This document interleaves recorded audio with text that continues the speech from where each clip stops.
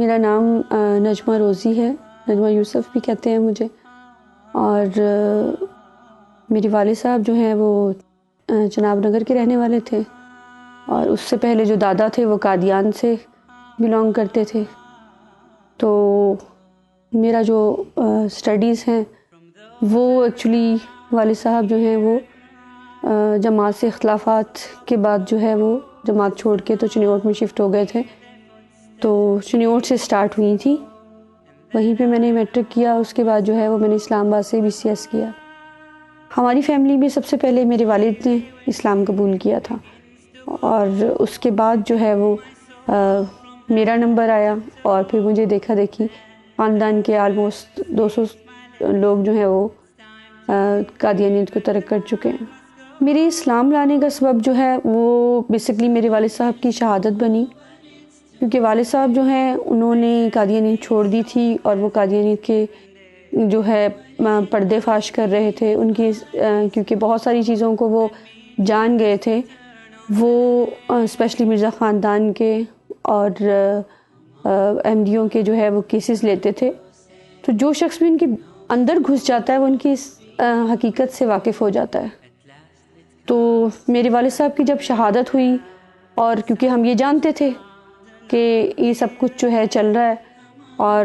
والد صاحب نے بے شمار دفعہ خاندان کے سبھی لوگوں سے، اپنے بچوں سے اس بات کا اظہار کیا تھا کہ مجھے قادیانی جماعت بہت جلد مروا دے گی، اور بالکل ایسا ہی ہوا۔ تو پھر ہمارے لیے یہ بات جو ہے وہ انتہائی امیزنگ بھی ہوئی اور تکلیف دہ بھی، کہ ایسی پرامن جماعت جو کہتی ہے کہ جی یہاں ہم صرف محبت کرتے ہیں اور نفرت کسی سے نہیں کرتے، جس طرح ہمارے والد صاحب بتایا کرتے تھے کہ بے شمار لوگوں کو یہ مروا دیتے ہیں، اور جو ان کی بات نہیں مانتا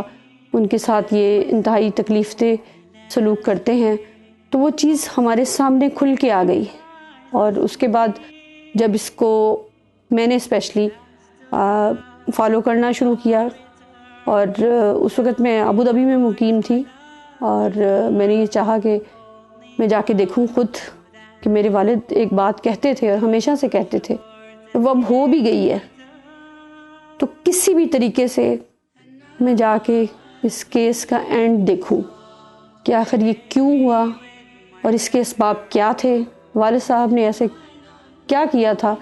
کہ ان کو اس بری طرح سے بروٹلی مرڈر کروا دیا گیا۔ یعنی پورے پنجاب میں مجھے نہیں لگتا کہ اس طرح سے کسی کو مرڈر کیا گیا ہو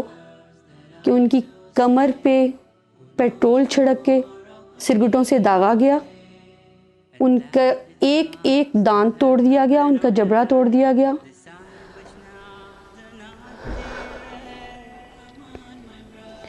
ان کی گردن جو تھی وہ 3 جگہ سے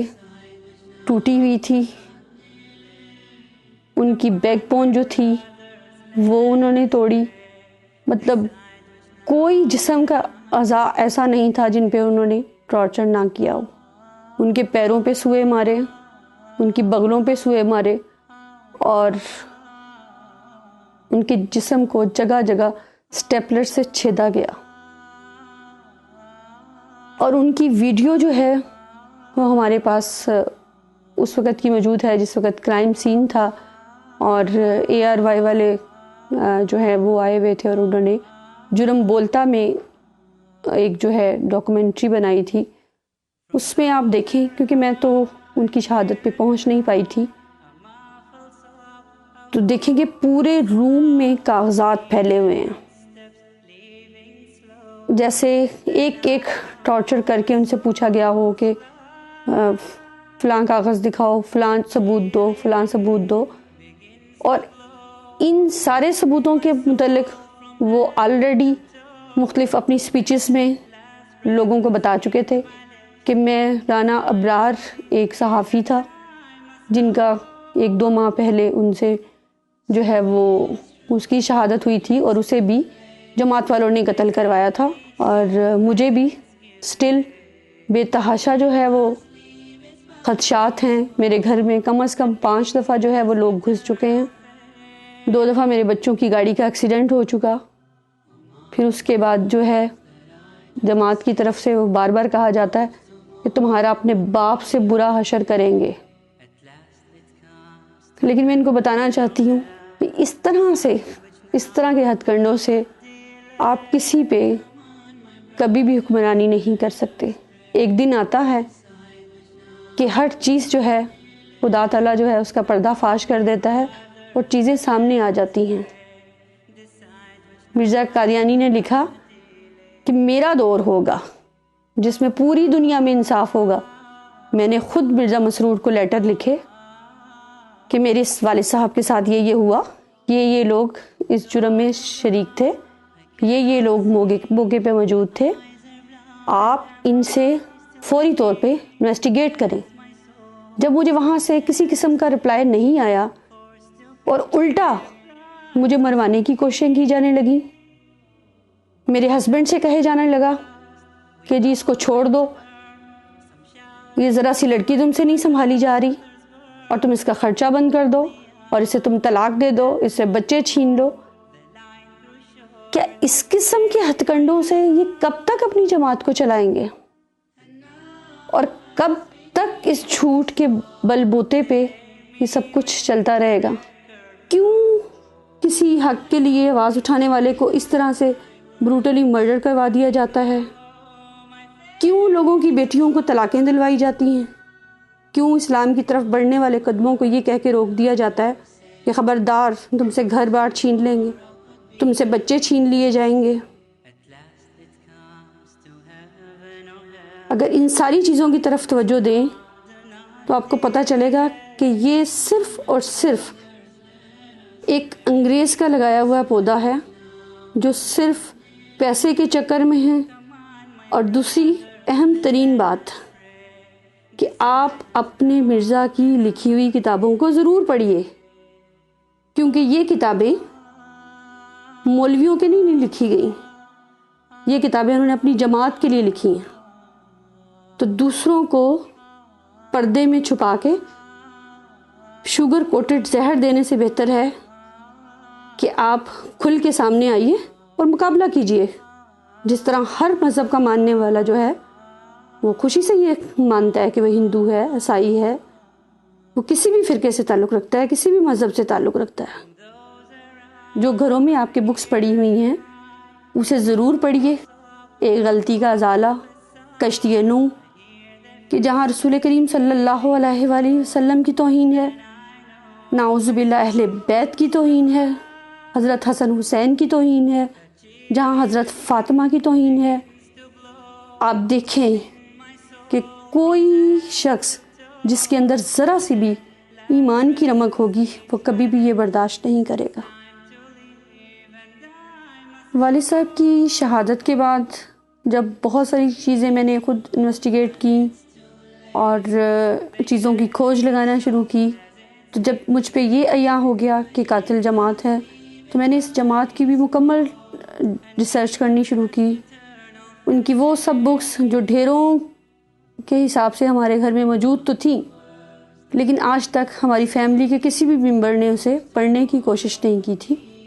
اس وقت ٹائم بہت کم ہے. ایک چیز میں آپ سب لوگوں کو ضرور دکھانا چاہوں گی کہ جس طرح رسول کریم صلی اللہ علیہ وآلہ وسلم پہ قرآن پاک نازل ہوا تھا، اسی طرح سے قادیانیوں کا کہنا ہے کہ تذکرہ بھی قرآن پاک کا ایک نام ہے. جو تذکرہ کے نام سے انہوں نے یہ ایک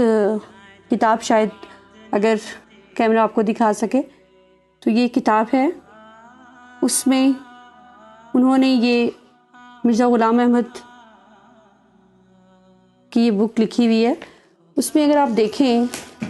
تو اس کا جو پیج، یہ فرسٹ پیج ہے کہ اللہ تعالیٰ نے تیرے الہام، تیری وحی اور تیری رویا میں برکت دی. وحی تو ہمیشہ پیغمبروں پہ آیا کرتی ہے، جبکہ آج تک قادیانی یہ کہتے ہیں کہ ہم اسے نبی نہیں مانتے، اور جسے نبی ہی نہیں مانتے اس کے بارے میں یہ پیس بی اپون ہم لکھتے ہیں.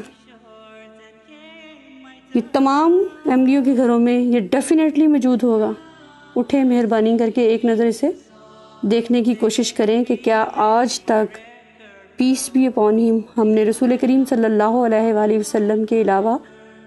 کسی کے لیے بولا یا سنا تو کیوں ہم یہ کر کے شرمندہ نہیں ہیں اور خدا سے معافی کی طلبگار نہیں ہیں اور اس کوشش میں نہیں ہیں کہ اس گندگی سے نکل آئیں جو انہوں نے صرف اور صرف پیسہ کمانے کا ایک ذریعہ بنا رکھا ہے.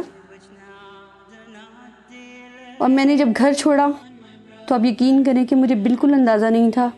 کہ مجھے کہاں جانا ہے, مجھے کہاں رہنا ہے. میں نے بچوں سے یہ کہا کہ آپ لوگ ظاہر ہے بہت عالی شان زندگی کے عادی ہیں, تو اگر آپ ڈیڈی کے پاس رہنا چاہیں تو مجھے کوئی اعتراض نہیں ہوگا. لیکن الحمدللہ میرے بچوں نے یہی کہا کہ نہیں, ہم آپ کے ساتھ ہی جائیں گے, ہم پڑھنا چھوڑ دیں گے لیکن ہم آپ کے ساتھ ہی جائیں گے کیونکہ آپ کا مقصد سچا ہے اور اللہ تعالیٰ اس میں برکت دے گا. مجھے بڑی حیرت ہے, میں نے یہ زندگی کبھی بھی نہیں دیکھی تھی. ہمیشہ ایک عالی شان زندگی گزاری, اچھے سے کھایا پیا, گاڑیوں میں گھومے پھرے, اور بس اس کے علاوہ کسی چیز کی نہ ضرورت محسوس ہوئی تھی اور نہ ہی کوشش کی تھی. جہاں والد صاحب کی شہادت نے بہت بڑا صدمہ دیا, وہاں ہم سب کو ایمان کی روشنی سے بھی منور کر گئے, اور ایک ایسا ایمان کہ مجھے تکلیف ہوتی ہے یہ سوچ کے کہ ہم اس کفر میں گرے ہوئے تھے اور سب کو ادنا اور خود کو بہت اعلیٰ سمجھتے تھے کہ ہم بہت زبردست لوگ ہیں, ہم 73واں فرقہ ہیں. جب ہم اللہ کی طرف ایک قدم چلتے ہیں تو اللہ تعالیٰ کس قدر ہمارے قریب ہو جاتا ہے اور کس قدر جو ہے